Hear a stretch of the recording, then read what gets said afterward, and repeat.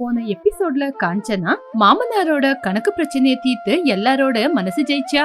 அத பிடிக்காத சிந்து காஞ்சனா மேல இல்லாத பொல்லாத சந்தேகத்தை தூண்டுனா. அதனால வரலட்சுமி பூஜைக்கு தேவையான பொருளுங்களை தானே வாங்குற அப்படின்னு கோபத்தோட காந்தம்மா சிந்துவை கூட்டிக்கிட்டு கடைக்கு போனாங்க. இப்படி சிந்து காந்தம்மா 2 பேரும் பூஜைக்கு தேவையான பொருளுங்களை வாங்கிக்கிட்டு வீட்டுக்கு திரும்பி வந்தாங்க. ஆனா அவங்க மூஞ்சில ஏதோ சாதனை செஞ்ச மாதிரி ஒரு சந்தோஷம்.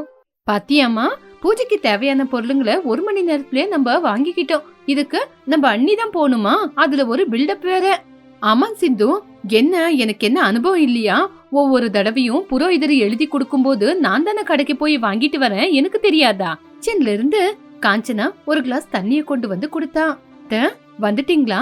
ரொம்ப டயர்டான மாதிரி இருக்கீங்க, இந்தாங்க தண்ணி குடிங்க. இங்க பாருமா காஞ்சனா, எனக்கு ஒன்னும் டயர்டா இல்ல. இந்த வீட்டு வேலை வெளி வேலை எல்லாம் என்னால செய்ய முடியும். நீ என்னவோ அத்தைக்கு ரொம்ப டயர்டாகும்னு நினைச்சல, என்னாலும் எல்லா வேலையும் மேனேஜ் பண்ண முடியும். தெரியுங்கத்த, நீங்களே போய் வாங்கிட்டு வந்திருக்கீங்க அப்படின்னா எல்லாமே கரெக்டா தான் இருக்கும். எதுக்கும் ஒரு வாட்டி லிஸ்ட் செக் பண்ணிக்கிட்டுமா? அண்ணி தேவையில்ல அண்ணி, நாங்களே கடலை ஒரு தடவைக்கு 2 தடவை செக் பண்ணிருக்கோம். நீங்க போய் பூஜைக்கு தேவையான கிண்ணத்தை கழுவுங்க. சரி சிந்து அப்படின்னு சொல்லி காஞ்சனா சமையலறைக்குள்ள போனா. இருந்தாலும் அவளுக்கு ஒரு சந்தேகம், எங்கேயாவது அத்தை ஏதாவது முக்கியமான பொருளை மறந்துருப்பாங்களா அப்படின்னு. ஆனா இப்ப கேட்டா அவங்களுக்கு கோவம் வரும் அப்படின்னு சைலண்ட் ஆயிட்டா. மறுநாள் காலையில புரோகிதர் பூஜை பண்றதுக்கு வீட்டுக்கு வந்திருந்தாங்க. புரோகிதர் முன்னாடி ராகவையா காந்தம்மா 2 பேரும் முன்னாடி உக்காந்து இருக்கும் போது ரவி காஞ்சனா சிந்து 3 பேரும் புது துணியை போட்டுக்கிட்டு வந்து நின்னாங்க. பூஜைக்கு நேரம் ஆயிடுச்சு, இப்போ பூஜைய ஆரம்பிக்கலாம். முதல்ல மஞ்சள் பூஜை, அதுக்காக வெத்தலையும் மஞ்சளையும் முதல்ல எடுத்து முன்னாடி வைங்க பாக்கலாம். இந்தாங்க புரோகிதரே அப்படின்னு காந்தம்மா எடுத்து கொடுத்தா. பூஜைய ஆரம்பிச்சாங்க. இப்படி கொஞ்ச நேரத்துக்கு அப்புறம், இங்க பாருங்க காந்தம்மா, இப்போ அம்மாவுக்கு நைவேத்தியத்தை சமர்ப்பணம் பண்ணணும். வடை பாயசம் ரெடியா இருக்கா? அது கூட மாங்காய் தோரணம் நூலு எல்லாம் வச்சிருக்கீங்களா? காந்தம்மாவோட முகமே மாறி போச்சு. உடனே சிந்துவ பார்த்தாங்க. சிந்து மூஞ்சும் ஒண்ணுமே புரியாத மாதிரி இருந்தது. அது வந்து வடைக்கு சிந்து நேத்து நைட்டு பருப்பு நம்ம ஊற வச்சுமா? அம்மா இல்லம்மா, நீங்க கடைக்கு போனப்போ பொருளுங்களை வாங்குறதுலயே இருந்தீங்க. நானும் புடவைய பாத்துக்கிட்டு இருந்தேன். வீட்டுக்கு வந்து டயர்ட் ஆயிட்டு படுத்துட்டேன், அத ஊற வைக்கல.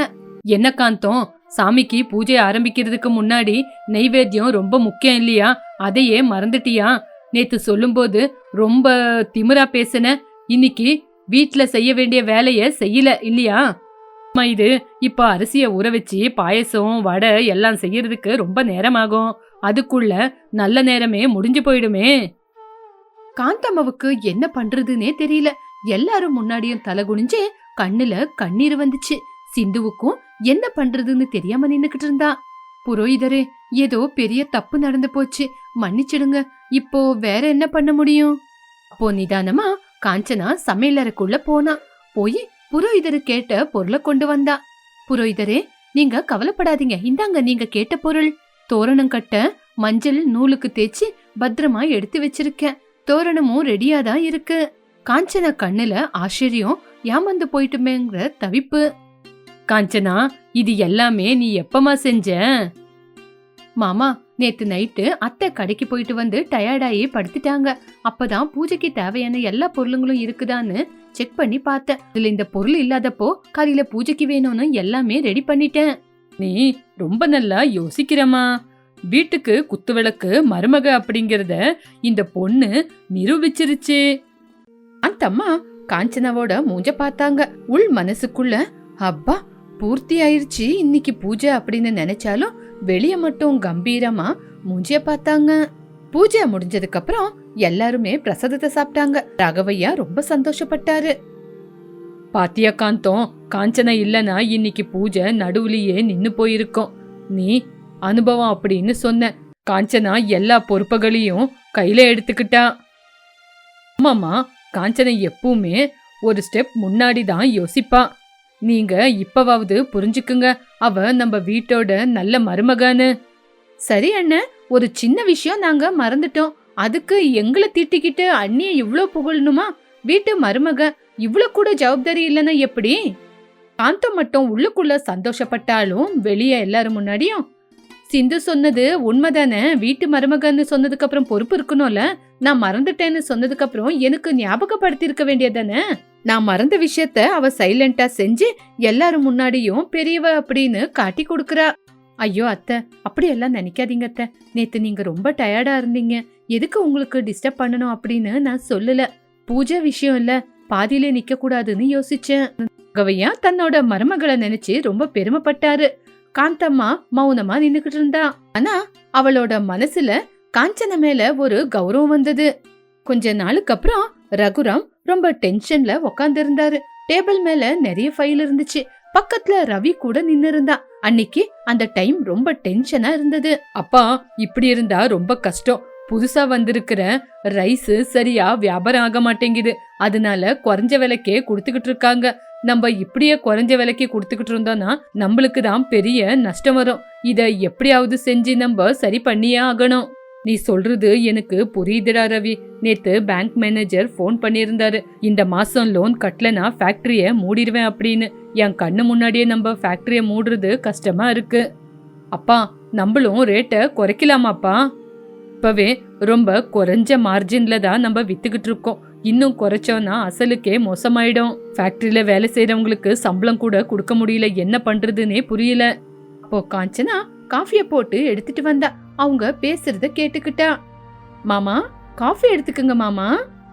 இப்ப எனக்கு காஃபி எதுவுமே தேவையில்லம்மா. நம்மளோட வாழ்க்கை என்ன ஆகுமோன்னு பயம்தான் இருக்கு. சின்ன நம்ம ரைஸ் குவாலிட்டில இல்லங்க மாமா. குவாலிட்டி அப்படின்னா எந்த விதமான குறைச்சல் இல்ல. நம்பர் 1 சோனா முசிறி ரைஸ தான் நம்ம சைட்ல இருந்து குடுத்துக்கிட்டு இருக்கோம். அந்த புதுசா வந்த கம்பெனிக்காரங்க டபுள் பாலிஷ் பண்ணி அரிசிய பளபளன்னு ஜொலிக்கிற மாதிரி குறைஞ்ச விலைக்கு கொடுக்கறாங்க. நம்ம கொஞ்சம் பாலிஷ குறைச்சு பண்றோம். அப்படி செஞ்சாதான் உடம்புக்கும் நல்லது. ஆனா பாக்குறதுக்கு பெருசா இருக்கிற மாதிரி தெரியும். அப்படின்னா நம்ம பலம் தான் நம்ம குவாலிட்டி. ஆனா ஜனங்க அட்ராக்ஷனுக்கு தான் முன்னாடி போறாங்க. மாமா, நான் ஒரு விஷயம் சொல்றேன், கேக்குறீங்களா? சொல்லுமா. மாமா, நம்ம இது வரைக்கும் ராகவேந்திர ரைஸ் அப்படின்னு வித்துக்கிட்டு இருக்கோம். ஆனா அவங்களுக்கு அது பழைய அரிசி. இன்னைக்கு அத நம்ம மாத்தணும். ஆர்கானிக்ஸ் ரைஸ் அப்படின்னு புதுசா பேரு கொடுத்து நம்ம கவரையே மாத்த போறோம். பாலிஷ் இல்லாத அரிசி அப்படின்னா யாரு காஞ்சனா வாங்க போறாங்க? அங்கதாங்க இருக்கு ரவி இதோட சீக்ரெட். பாலிஷ் இல்லாத அரிசி சுகர் பேஷண்ட்டுக்கு அமிர்தம்னு வியாபாரம் பண்ணலாம். சிட்டில இருக்கிற அபார்ட்மெண்ட் அவங்களுக்கு, டாக்டர்ஸுங்களுக்கு நம்ம ரைஸ கொஞ்சம் ஃப்ரீயா கொடுக்கலாம். மாதிரி 25 கேஜி ஒரு மூட்டை அரிசி வாங்குனா 1 கிலோ ராகி ஃப்ரீன்னு கொடுக்கலாம். நம்ம வயல்ல ராகி கூட இருக்குல்ல, ராகி மாவு ஃப்ரீயா? ஆமா மாமா, இப்போ அதிகமா ஜனங்க ராகி, சோளம் இதத்தான் சாப்பிடுறாங்க. நம்ம அரிசி கூட ஆரோக்கியத்தையும் ஃப்ரீயா குடுக்கறோம் அப்படின்னா எந்த ஜனங்களாவது வேண்டாம் அப்படின்னு சொல்லுவாங்களா மாமா? ஆமாம்பா, காஞ்சனாவோட ஐடியா ஒர்க் அவுட் ஆகும்னு எனக்கு தோணுது. பக்கத்து கம்பெனிக்காரங்க பாலிஷ் கொடுத்து அட்ராக்ட் பண்றாங்க ஜனங்களை. தீபா, காஞ்சனாவோட பிளான் மேல எனக்கு நம்பிக்கை இருக்கு. சீக்கிரமா இத அமலுப்படுத்தலாம். கொஞ்ச நாளுக்கு அப்புறம் ராகவையா கையில ஸ்வீட் பாக்ஸை எடுத்துட்டு வந்தாரு. எல்லாருமே ஹால்ல உக்காந்து இருந்தாங்க. காஞ்சனா, இந்தா காஞ்சனா, ஸ்வீட் எடுத்துக்கோ. எங்க, என்னங்க இவ்ளோ சந்தோஷமா இருக்கீங்க இன்னைக்கு? ஏதாவது விசேஷமா? சந்தோஷம் அப்படின்னா சாதாரணமான சந்தோஷம் கிடையாது. காஞ்சனாவோட ஐடியா நம்மளுக்கு ஒர்க் அவுட் ஆயிடுச்சு. நிறைய பேரு நம்ம ரைஸ் தான் வேணும் அப்படின்னு ஆர்டர் பண்றாங்க. சிட்டில இருந்து கூட நிறைய பேரு ஃபோன் பண்ணி அட்வான்ஸ் கொடுத்திருக்காங்க. ஆமாமா, அரிசி வாங்குனா ராகி பொடி ஃப்ரீ அப்படின்னு காஞ்சனா சொன்னது பிளான் சக்சஸ் ஆயிடுச்சு. ஜனங்க கூட்டம் கூட்டமா வராங்க. பா, உண்மையிலேயே அண்ணியோட ஐடியா அவ்வளவு நல்லா ஒர்க் அவுட் ஆச்சா? நம்ம ஒர்க் அவுட் ஆகுறது நம்ம கம்பெனியே தூக்கி நிக்க வச்சிருக்கு. நிஜம்தான் காஞ்சனா, உன்னோட திறமை கிச்சன்ல மட்டும் இல்ல, வெளியவும் காட்ட வேண்டியதுதான். அத்தை, என்ன மட்டும் புகழாதீங்க அத்தை. மாமா விக்கிற ரைஸ் அவ்வளோ குவாலிட்டியானது. இதுல எல்லாரோட கஷ்டமும் சேர்ந்திருக்கு. ஆமாங்க நீ, உங்களுக்கு பிசினஸ்ல இவ்ளோ டேலண்ட் இருக்குன்னு நாங்க யோசிக்கல.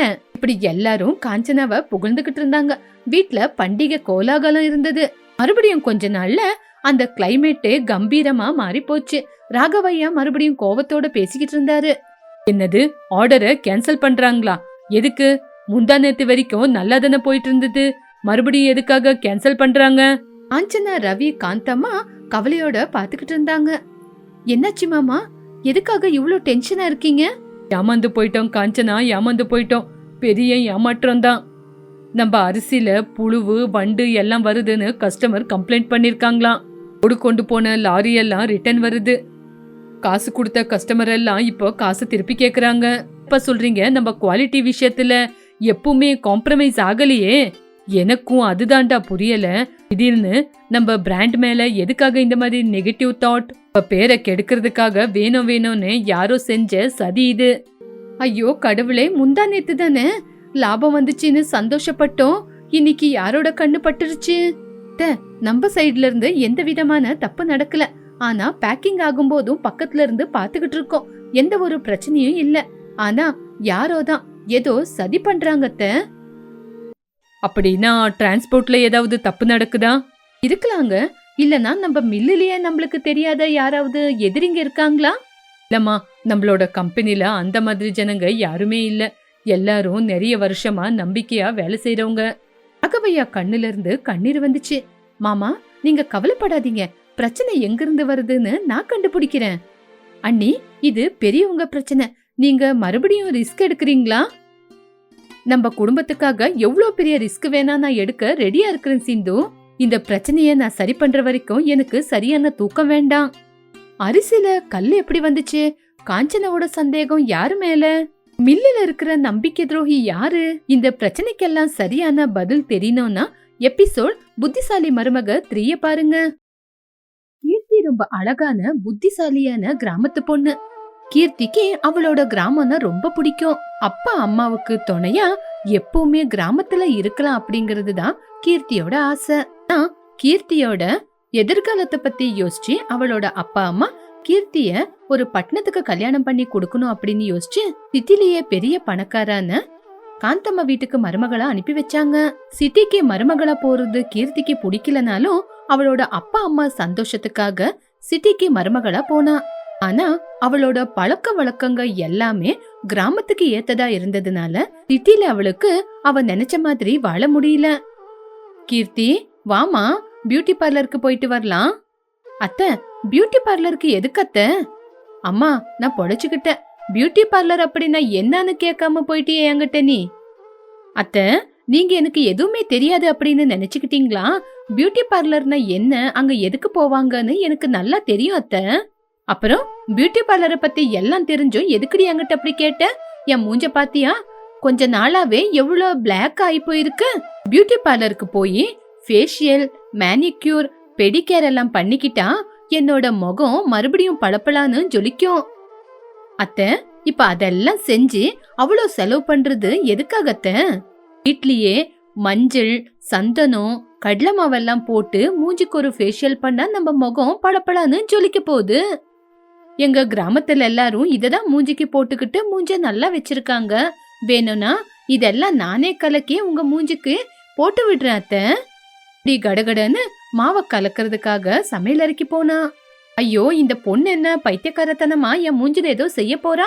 இவ வராங்கட்டியும் இவ கையில இருந்து எப்படியாவது நான் தப்பிச்சே ஆகணும்.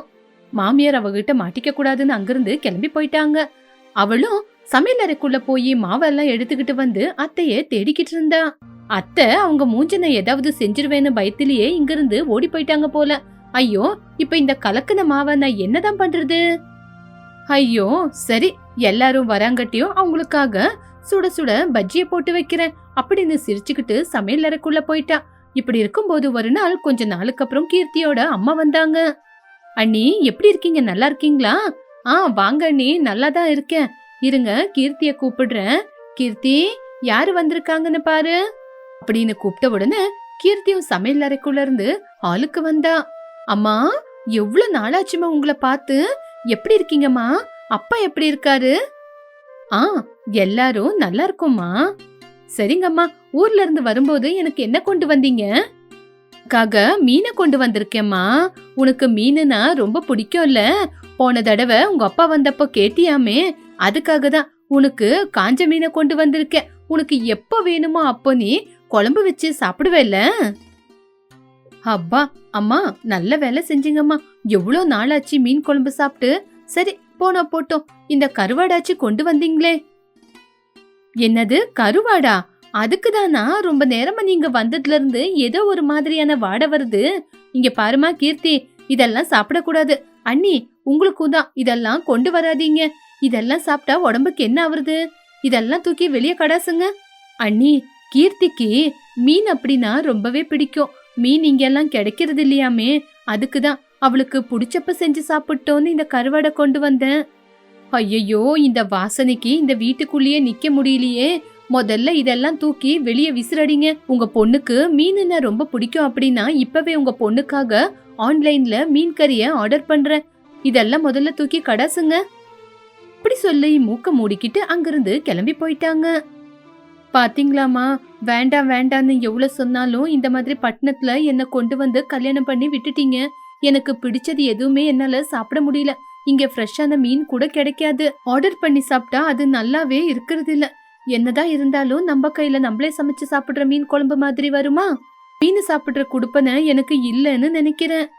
ஐயோ, என்னம்மா இதுக்கு போய் நீ இவ்ளோ கவலைப்படுற? அடிக்கடிக்கு நம்ம வீட்டுக்கு வருவல, அப்ப உனக்கு மீன் குழம்பு சமைச்சு போடுற. இந்த கருவாடை இங்கே வச்சிருந்தா உங்க அத்தை மறுபடியும் கத்துவாங்க. நான் போகும்போது இதை என் கூடயே எடுத்துட்டு போயிடுறேன்.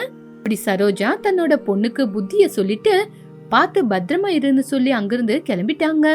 காந்தம் சொன்ன மாதிரி அவளுக்கு மீன் கறிய ஆர்டர் பண்ணி வாங்கி கொடுத்தாங்க. ஆனா அது ருசி இல்லாததுனால அவ சாப்பிடாம குப்பையில போட்டுட்டா. இருந்தாலும் கீர்த்திக்கு அவங்க அம்மா செய்யற மீன் குழம்பு ஞாபகத்துக்கு வந்துகிட்டே இருந்தது. இவ்வளோ நாளாச்சு எங்க அம்மா வைக்கிற மீன் குழம்புல சாப்பிட்டு. எனக்கு மீன் குழம்பு சாப்பிடணும்னு ரொம்ப நாளா ஆசையா இருக்கு. இவங்க கிட்ட கேட்டா மீனையும் கொண்டு வந்து கொடுக்க மாட்டாங்க. அப்படி கொண்டு வந்தாலும் எனக்கு பிடிக்காத மீனை தான் கொண்டு வராங்க. இப்படி ஸ்விம்மிங் பூல பாத்துக்கிட்டே அந்த பக்கமா நடந்து போனா. அந்த ஸ்விம்மிங் பூல பார்த்த உடனே அவளுக்கு ஒரு பயங்கரமான யோசனை வந்தது.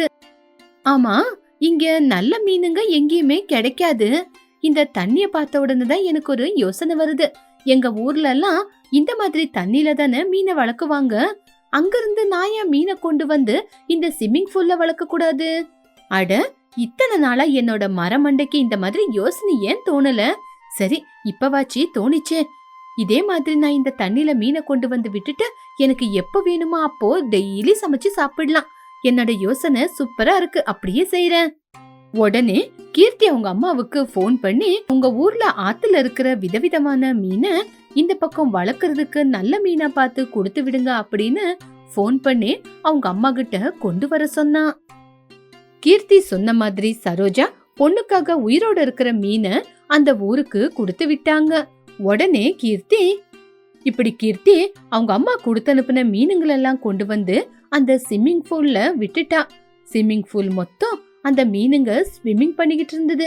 அத பார்த்து அவ ரொம்ப சந்தோஷப்பட்டா. இது எதுவுமே தெரியாத காந்தம் ஒரு கப்ல காஃபி எடுத்துக்கிட்டு ஸ்விம்மிங் பூல் பக்கம் குடிச்சுக்கிட்டே நடந்து வந்தாங்க. ஸ்விம்மிங் பூல் மொத்தம் மீன் இருந்தது. அதுல ஒரு மீன் எகிரி வந்து காஃபி கப்ல விழுந்தது. திடீர்னு காஃபி கப்ல ஏதோ வந்து விழுந்த உடனே பயந்து போன காந்தம் கத்தி காஃபிய கீழே கொட்டிட்டாங்க. ஐயோ, இது என்ன? இருந்தாப்ல இருந்து என் காஃபி கப்ல மீன் வந்து விழுந்துச்சு. நைட்டோட நைட்டா இடி மின்னலோட மீன் மலை ஏதாவது வந்து நிறைஞ்சு போச்சா? ஏங்க உள்ள என்ன பண்றீங்க? சீக்கிரமா வாங்க. இங்க பாத்தீங்களா, ஸ்விம்மிங் பூல் மொத்தம் மீன் இருக்கு. முதல்ல இந்த மீன் எல்லாம் தூக்கி ஸ்விம்மிங் பூல்ல இருந்து விசிறடிங்க அப்படின்னு கத்தி கூச்சல் போட்டா. ஐயோ அத்தை, எதுக்காக நீங்க இப்படி கத்துறீங்க? அது சாதாரணமான மீனு தான். நைட்டு மீன் மழை ஒன்னும் வரல. நான் தான் எங்க ஊர்ல இருந்து எங்க அம்மா கிட்ட சொல்லி இந்த மீனெல்லாம் கொண்டு வந்து தண்ணில விட்டுருக்கேன். ஸ்விம்மிங் பூல்ல நான் தான் இந்த மீனை வளர்த்துக்கிட்டு இருக்கேன். நீங்க கேள்விப்பட்டிருப்பீங்கல்ல, மீன் வளர்க்குற ஆறு அப்படின்னு. அதே மாதிரி நானும் இந்த ஸ்விம்மிங் பூல்ல மீனை வளர்க்க போறேன். என்னது, இவ்வளோ பெரிய அழகா வீடு கட்டிட்டு இவ்வளோ அழகான ஸ்விம்மிங் பூல்ல நான் கட்டி வச்சது உனக்கு மீனை வளர்க்கறதுக்கா? அதுலயும் இந்த ஸ்விம்மிங் பூல எவ்வளவு டிசைனை கட்டிருக்கேன்னு பாத்தியா? நான் குளிக்கிறதுக்கு ஸ்விம்மிங் பூல கட்டி வச்சா நீ என்னவோ மீன் வளர்த்துக்கிட்டு இருக்க. அந்த நேரம் பார்த்து ராஜேஷ் ரகுராம் வந்து ஸ்விம்மிங் பூல்ல மீன் எகிரிக்கிட்டு இருக்கிறத பார்த்து ஆச்சரியப்பட்டாங்க. பாத்தீங்களாங்க உங்க மருமக செய்யற வேலைய? நம்ம ஸ்விம்மிங் பூல்ல அவ மீனை வளர்த்துக்கிட்டு இருக்காங்க. ஐயோ காந்தம், எதுக்காக நீ இப்படி கத்திக்கிட்டு இருக்க? நீ கத்துற கத்துல உனக்கு பிபி அதிகமாயிட போகுது. மீனு தானே, மீனை ஸ்விம்மிங் பூல்ல இருந்து எடுத்துட்டா போச்சு. இங்க பாருமா கீர்த்தி, இன்னும் ஒரு வாரத்துல இந்த ஸ்விம்மிங் பூல்ல மீனே இருக்க கூடாது. அத நீ எப்படி எடுக்குவியோ என்னவோ எனக்கு தெரியாது. என்னங்க ஒரு வாரம்னு சொல்றீங்க? சீக்கிரமா எடுக்க சொல்லுங்க. காந்தம், நீ எதுக்காக இப்படி பிபிய ரேஸ் பண்ணிக்கிற? ஒரு வாரம் தானே, ஒரு வாரத்திலேயே நம்ம மருமக இந்த ஸ்விம்மிங் பூல்ல இருந்து மீனெல்லாம் காலி பண்ணிடுவா. இப்படி எல்லாருக்கும் புத்தி சொல்லி ரகுரம் பொண்டாட்டிய கூட்டிட்டு அங்கிருந்து கிளம்பிட்டாரு. இந்த பக்கம் ராஜேஷ் கூட எதுவுமே பேசாம அந்த பக்கம் கிளம்பி போயிட்டான். இன்னைக்கு நைட்டு கீர்த்தி கொஞ்சம் மீனை புடிச்சு எல்லாருக்கும் மீன் குழம்ப வச்சு கொடுத்தான். அப்பா, காந்தம் மருமக இன்னைக்கு சமையல ரொம்ப சூப்பரா செஞ்சிருக்கா. ஆமாப்பா, நான் எப்பவுமே இவ்ளோ நல்ல மீன் குழம்ப சாப்பிட்டதே இல்ல, ரொம்ப நல்லா இருக்குது. இப்படி இவங்கெல்லாம் பேசுறத பார்த்து காந்தமும் குழம்ப ஊத்தி சாப்பிட்டு பார்த்தாங்க. அந்த ருசி அவங்களுக்கு ரொம்ப பிடிச்சிருந்தது. இருந்தாலும் மருமகளை புகழ்ந்தா அவ எங்க தலைமையில ஏறி உக்காந்துக்குவா அப்படின்னு எதுவுமே சொல்லல. கீர்த்தி, நான் எவ்வளோ தடவை ஃபிஷ் கறிய சாப்பிட்டிருக்கேன், ஆனா இந்த மாதிரி ஒரு ருசியில ஃபிஷ் கறிய சாப்பிட்டதே இல்ல. உன் கையில ஏதோ மேஜிக் இருக்குது. எல்லாரும் கீர்த்திய புகழும் போது அவளுக்கும் ரொம்ப சந்தோஷமா இருந்தது. அன்னையில இருந்த கீர்த்தி அந்த மீனெல்லாம் காலி பண்ணணும்னு விதவிதமா மீன் குழம்பு வச்சு கொடுத்தா. எல்லாரும் திருப்தியா சாப்பிட்டுக்கிட்டு இருந்தாங்க. இப்படி டெய்லி அவங்களுக்கு மீன் குழம்பு சாப்பிடுற பழக்கம் ஆயிடுச்சு. இப்படி ஒரு வாரம் ஆச்சு. இப்படி அன்னைக்கு கீர்த்தி மீன் குழம்பு வைக்காம காய்கறி குழம்பு வச்சா. என்னம்மா கீர்த்தி, இன்னைக்கு நீ மீன் குழம்ப வைக்கலையா? ஆமா கீர்த்தி, இன்னைக்கு மீன் குழம்பு இல்லாம எங்களுக்கு யாருக்குமே சாப்பிடணும்னு தோணல. நீங்க தானே சொன்னீங்க ஒரு வாரத்திலேயே ஸ்விம்மிங் பூல்ல இருக்கிற மீனெல்லாம் காலி பண்ணணும்னு. அதுக்குதான் இந்த வாரம் இடி உங்களுக்கு விதவிதமா மீன் குழம்பு வச்சு கொடுத்தேன். இன்னைக்கு எல்லா மீனும் காலி ஆயிடுச்சு. அம்மா, அந்த வேலையை மட்டும் செய்யாதம்மா. இப்போ மீன் குழம்பு ஃபேவரட் நீ மட்டும் இல்ல, நாங்க எல்லாமே மீன் குழம்புக்கு அடிமையாயிட்டோம். என்னம்மாமா பண்ண சொல்றீங்க? அத்தை கிட்ட எனக்கு ஒரு வாரம் தான் பர்மிஷன் கிடைச்சது. அத்தைய ஊன்னு ஒரு வார்த்தை சொல்லுங்க. இனிமே உங்களுக்கு டெய்லி மீன் குழம்பு தான். என்ன காந்தம், மருமக சொல்றது கேக்குதா இல்லையா? உனக்கு பிடிக்காது அப்படின்னு இன்னும் மிச்சம் இருக்கிற மீனுங்களெல்லாம் கொடுத்து அனுப்புறேன்னு சொல்லிக்கிட்டு இருக்கா. இவ்வளோ நாளா எங்க கூட சேர்ந்து நீயும் ருசியா சாப்பிட்டதானே? தயவு செஞ்சு நல்ல முடிவை எடு. நீ எடுக்கிற முடிவுல தான் நாங்க என்ன சாப்பிடுறதுன்னு யோசிக்கணும். ஆமாமா, மீன் குழம்பு அப்படின்னா எங்க எல்லாருக்கும் ஃபேவரட் ஆயிப்போச்சு. தயவு செஞ்சு இல்லைன்னு சொல்லாதீங்கம்மா. அம்மா, நம்மளுக்கு மட்டும் இல்லாம நான் இந்த சிட்டில கிடைக்காத மீனுங்களை நம்ம வீட்லயே வளர்க்கலான்னு இருக்கேன். இதனால பெரிய பிசினஸ் கூட ஆரம்பிக்க போறேன். இந்த ஐடியா கூட எனக்கு கீர்த்தி தான் கொடுத்தா. தயவு செஞ்சு ஆகாதுன்னு சொல்லாதீங்கம்மா. சரி சரி, உங்க எல்லாருக்கும் இது பிடிக்குது அப்படின்னு சொன்னா நான் மட்டும் வேண்டான்னு சொல்ல போறேனா அப்படின்னு சொன்னா காந்தம். அந்த வார்த்தையை கேட்டு எல்லாரும் சந்தோஷப்பட்டாங்க. கீர்த்தி அவ மனசுக்குள்ள ரொம்ப சந்தோஷப்பட்டா. ராஜேஷ் கூட ஃபிஷ் வியாபாரம் செஞ்சு நல்ல ப்ராஃபிட்ட சம்பாதிச்சான்.